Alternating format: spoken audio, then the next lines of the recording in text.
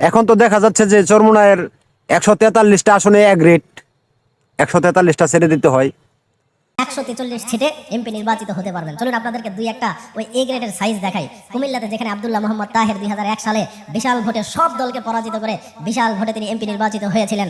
চট্টগ্রামের শাহজাহান খান তিনি 2001 সালে সব দলকে পরাজিত করে বিপুল ভোটে তিনি এমপি নির্বাচিত হয়েছিলেন। এরপর সাতক্ষীরার যে আসনটি তারা দাবি করেছে এ গ্রেড বলিয়াম, সেই আসনে মাওলানা রিয়াসাত আলী 2001 সালে সব দলকে পরাজিত করে বিপুল সংখ্যক বিপুল ভোটে তিনি নির্বাচিত হয়েছিলেন।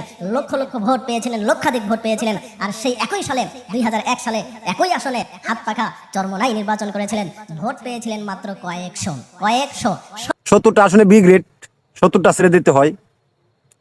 তারপরে 30টা আসনে সি গ্রেড, 30টাও ছেড়ে দিতে হয়। জামায়াত তো তাহলে 15টা আসন নিয়ে থাকতে হয়। বিভ্রান্তিকর প্রশ্ন। জামাত তো চরমোনাই, ফাটল কিন্তু এমনি এমনি ধরে না, ফাটল নিজেরাই ধরাইতেছে। চরমোনাই এমন একটা দল যার উপর ভরসা করা যায় না। আমরা সাইদি সাহেবের আসনে, জামাতের আমিরের আসনে মনোনয়ন সাবমিট করি নাই, তারা কেন চরমোনাই আমিরের আসনে সাবমিট করলো? প্রশ্ন থাকে ভাই। আপনারা সর্বমোট 32টা আসনে মনোনয়ন দাখিল করেন নাই। জামাতের আমির ও সাইদি সাহেবের সম্মানের দিকে তাকায় ছাড়িয়ে দিলেন 2টা আসন।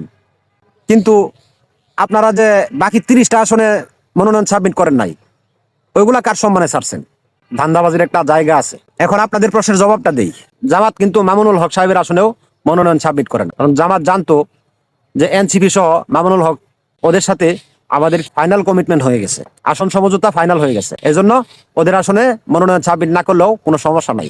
চরমোনাইয়ের সাথে জামাতের ফাইনাল সমঝোতা হয় নাই, যার কারণে জামাত আপনাদের আসনগুলোতেও মনোনয়ন সাবমিট করে রাখছে। কারণ আপনারা যে কোনো সময় পোল্টি মারতে পারেন, আপনাদের বিশ্বাস নাই।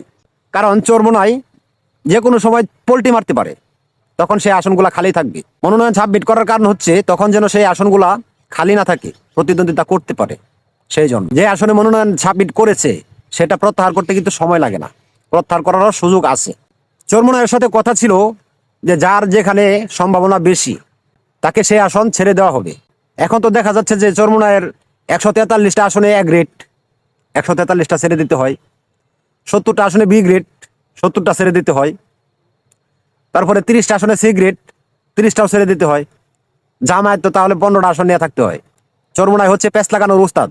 আরেকটা দাবি করে চরমোনাই যে এনসিপিকে এককভাবে সমঝোতায় ঢুকাইছে, কারোর সাথে পরামর্শ করে নাই, কারো মতামত নেওয়ার প্রয়োজন মনে করে নাই। এটা একেবারে ডাহা মিথ্যা কথা। এককভাবে তারা সমঝোতায় ঢুকায় নাই, সবার সাথে আলোচনা করে ঢুকাইছে।